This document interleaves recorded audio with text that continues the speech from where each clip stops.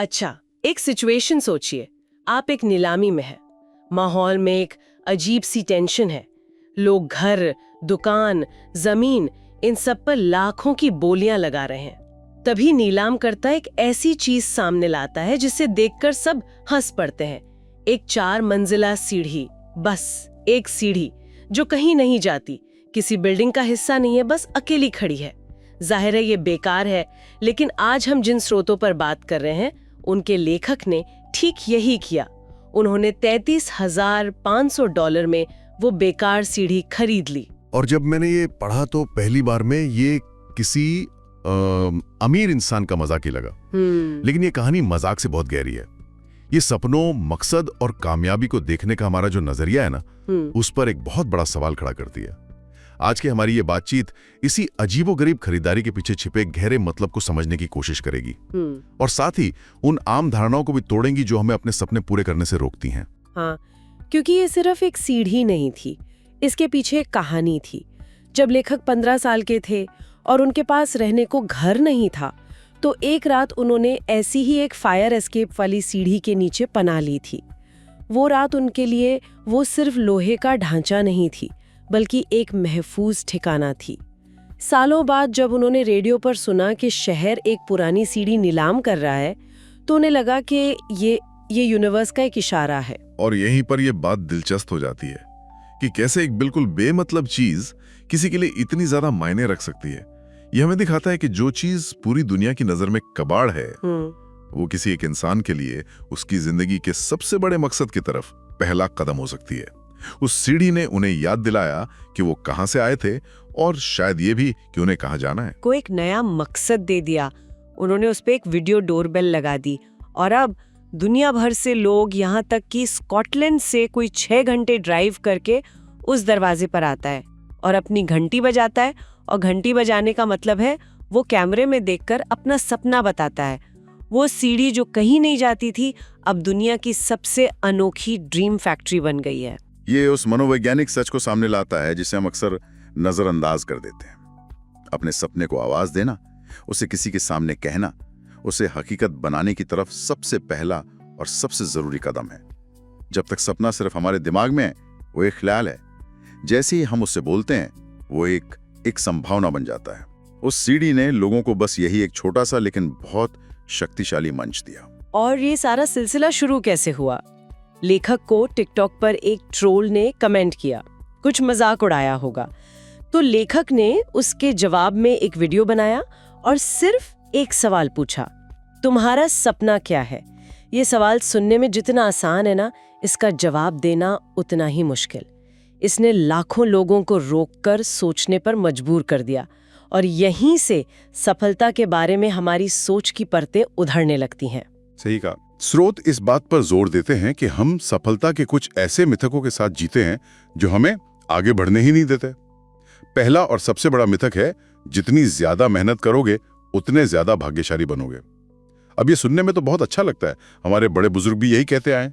हाँ, मतलब इसमें गलत क्या है? मेहनत करना तो अच्छी बात है। स्रोत इसे एक मिथक क्यों कह रहे हैं?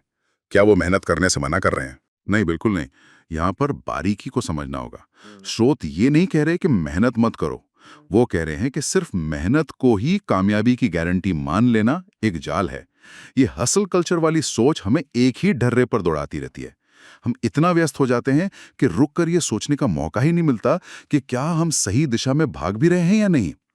ये सोच हमें नए आइडियाज आजमाने और जोखिम लेने से डराती है, क्योंकि हमें लगता है कि अगर हमने मेहनत में कमी की तो किस्मत रूठ जाएगी। अच्छा, मतलब ये उस चूहे वाली दौड़ की तरह है जिसमें पहिया घूम रहा है पर चूहा कहीं पहुंच नहीं रहा है। और दूसरा मिथ, वो तो शायद हम सबने महसूस किया होगा, धन, दौलत और सम्मान ही सफलता है। लेखक की अपनी कहानी इसका सबसे बड़ा सबूत है। उन्होंने अपनी कंपनी बेची, खूब पैसा कमाया और अपनी सपनों की कार एक पोर्श खरीदी। और उस कार को चलाने का नशा, वो एक्साइटमेंट सिर्फ 1 हफ्ते तक रहा। उसके बाद क्या हुआ? उस पर एक छोटी सी खरोंच लग गई। अब उस खरोंच को ठीक कराने की टेंशन, उसकी सर्विसिंग का खर्चा, उसे पार्क करने की चिंता, ये सब उस छोटी सी खुशी पर भारी पड़ गए। यहाँ एक बहुत मजेदार बात सामने आती है जिसे स्रोत बंधक बनाम आजादी की बहस कहते हैं। ये तो बड़ी दिलचस्प बात है। मतलब जिस आजादी और खुशी के लिए हम चीजें खरीदते हैं, वही हमें गुलाम बना लेती हैं। क्या स्रोत इस मनोवैज्ञानिक पहलू पर और गहराई में जाते हैं? हाँ बिल्कुल। उनका कहना है कि जो चीजें हमारे पास होती है वो असल में हमारी मालिक बन जाती हैं। एक कहावत है ना, possessions and up possessing you. हमें उनकी देखभाल करनी पड़ती है, उनके खोने का डर सताता है। हम सोचते हैं कि हम संपत्ति इकट्ठा कर रहे हैं, लेकिन असल में हम जिम्मेदारियां और चिंताएं इकट्ठा कर रहे होते हैं। वो पोर्श आज़ादी का प्रतीक नहीं बल्कि एक महंगा बोझ बन गई। लेखक को एहसास हुआ कि असली आज़ादी चीज़ों को जमा करने में नहीं बल्कि अनुभवों को जीने में है। पॉश वाली कहानी से ये तो साफ है कि सिर्फ पैसा मंजिल नहीं है। इसने तो लेखक को और उलझा दिया। तो सवाल उठता है कि अगर मंजिल पैसा नहीं तो सही रास्ते पर बने रहने के लिए कौन सी शक्ति चाहिए?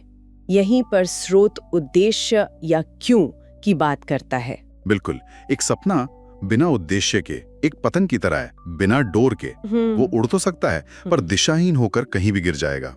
उद्देश्य वो डोर है जो उसे सही दिशा में ऊपर ले जाती है। स्रोत में कैली की कहानी इसका एक बहुत ही शक्तिशाली उदाहरण है। कैली एक डॉग ग्रूमर है, लेकिन उसकी कहानी आम नहीं है। उसे बचपन में उसके पेरेंट्स ने छोड़ दिया था और वो बेघर हो गई थी। तो फिर वो डॉग ग्रूमिंग के बिजनेस में कैसे आई? इसका उनके अतीत से क्या लेना देना है? यही तो कहानी का सबसे अहम हिस्सा है। केली ने अपनी जिंदगी के सबसे बड़े दर्द को अपने सबसे बड़े उद्देश्य में बदल दिया। उन्होंने सोचा कि जब वो एक बेसहारा बच्ची थी तो वो बस यही चाहती थी कि कोई उसकी देखभाल करे, कोई उससे प्यार करे। अब वो उन जानवरों की देखभाल करना चाहती थी जो बोलकर अपना दर्द नहीं बता सकते, जो पूरी तरह दूसरों पर निर्भर हैं। उनका डॉग ग्रूमिंग का बिजनेस सिर्फ पैसा कमाने का जरिया नहीं है, ये उनके अपने घावों को भरने का एक तरीका है। यही उद्देश्य की ताकत है। वो हर कुत्ते में अपना वो बेसहारा बचपन देखती हैं और उसे वो प्यार देती हैं जो उन्हें कभी नहीं मिला। वाह, ये तो बहुत गहरा है। मतलब उनका काम सिर्फ एक नौकरी नहीं, एक मिशन है। और जब आपके पास इतना मजबूत क्यों हो तो क्या और कैसे के रास्ते खुद ब खुद निकलने लगते हैं। लेकिन क्या उद्देश्य हमेशा इतने गहरे दर्द से ही निकलता है? हांगकांग में सैम की कहानी थोड़ी अलग लगती है। हाँ, सैम की कहानी दिखाती है कि उद्देश्य एक मौके के रूप में भी आ सकता है, बशर्ते आप तैयार हों। सैम का सपना था अपना केटरिंग बिजनेस शेज सैम शुरू करना। लेखक से उनकी मुलाकात एक इत्तेफाक थी। लेखक ने सैम के अंदर वो जुनून देखा और सिर्फ 72 घंटों के अंदर सैम निवेशकों और ग्राहकों से भरे एक कमरे में अपने बिजनेस का आइडिया पेश कर रही थी। सिर्फ 72 घंटे? ये कैसे मुमकिन हुआ? ये इसलिए मुमकिन हुआ क्योंकि सैम तैयार थी। उसका सपना सिर्फ एक ख्याल नहीं था, उसने उस पर काम किया था। उसके पास एक प्लान था, एक मेन्यू था। मौका दरवाजे पर आया और सैम ने उसे कसकर पकड़ लिया। अच्छा, केली की कहानी हमें उद्देश्य की गहराई दिखाती है, तो सैम की कहानी हमें तैयारी और मौके के संगम की ताकत दिखाती है। दोनों ही मामलों में सपना सिर्फ मैं ये करना चाहता हूं से कहीं ज्यादा था। ठीक है, तो हमने सपनों की बात की, उद्देश्य की ताकत को समझा। लेकिन असल दुनिया में ज्यादातर लोग तो यही कहते हैं, मेरे पास सपने देखने का टाइम नहीं है, या पहले घर के बिल तो चुका लूं। इन बाधाओं को कैसे पार किया जाए? स्रोत इसे सर्वाइवल मोड कहते हैं और ये एक बहुत ही असली और शक्तिशाली जाल है। ये एक तरह की मानसिक सुरंग है। जब आप इस मोड में होते हैं तो आपका दिमाग सिर्फ आज की जरूरतों, बिल, किराया, खाना पर फोकस करता है। भविष्य के सपने देखना या कोई नया काम शुरू करना उसे गैर जरूरी और खतरनाक लगता है। दिमाग कहता है जो चल रहा है चलने दो, ज्यादा पंगे मत लो, वरना ये भी हाथ से चला जाएगा। और इससे बाहर कैसे निकला जाए, क्योंकि ये तो करोड़ों लोगों की सच्चाई है। स्रोत कहता है कि इससे बाहर निकलने का पहला कदम सिर्फ ये मानना है कि आप इसमें फंसे हुए हैं, और फिर समझना कि असली बाधा पैसा या समय नहीं बल्कि डर है। डर नाकामयाबी का, डर लोगों के हंसने का, डर कुछ नया करने का। जैसे उस महिला की कहानी जिसे स्रोत में बताया गया है। उसका सपना अमीर बनना था, लेकिन वो सेल्स करने के नाम से ही कांपती थी। उसे लोगों से बात करने में डर लगता था। बिल्कुल। लेखक ने उसे एक बहुत ही सरल सा चैलेंज दिया। उसे एक पेन दिया और कहा, अगर तुमने ये पेन अगले 60 सेकंड में सड़क पर किसी को बेच दिया तो मैं तुम्हें $100 दूंगा। सोचिए उस महिला के मन में क्या चल रहा होगा। 60 सेकंड पहले तक उसे लगता था कि वो कुछ बेच ही नहीं सकती, और उसने वो कर दिखाया सिर्फ 27 सेकंड में। ये कमाल है। स्रोत बताता है कि ये $100 के बारे में नहीं था, ये उस झूठी कहानी को तोड़ने के बारे में था जो उसने सालों से खुद को सुनाई थी कि मैं सेल्स नहीं कर सकती। उसे एक छोटे से काम ने, उसे एक छोटी सी जीत ने उसके आत्मविश्वास को हमेशा के लिए बदल दिया। और ये हम सबके लिए एक बहुत बड़ा सबक है। ये एक जरूरी सवाल खड़ा करता है, क्या हम मुश्किल चीजों से बचकर अनजाने में खुद को ही सीमित कर रहे हैं? कई बार जिन चीजों से हम सबसे ज्यादा डरते हैं वो असल में उतनी डरावनी होती ही नहीं है जितनी हम अपनी कल्पना में बना लेते हैं। वो पहला कदम उठाना ही सबसे मुश्किल होता है। और शुरुआत हमेशा छोटी ही होती है ना। ऐसा नहीं है कि आज सपना देखा और कल वो पूरा हो गया।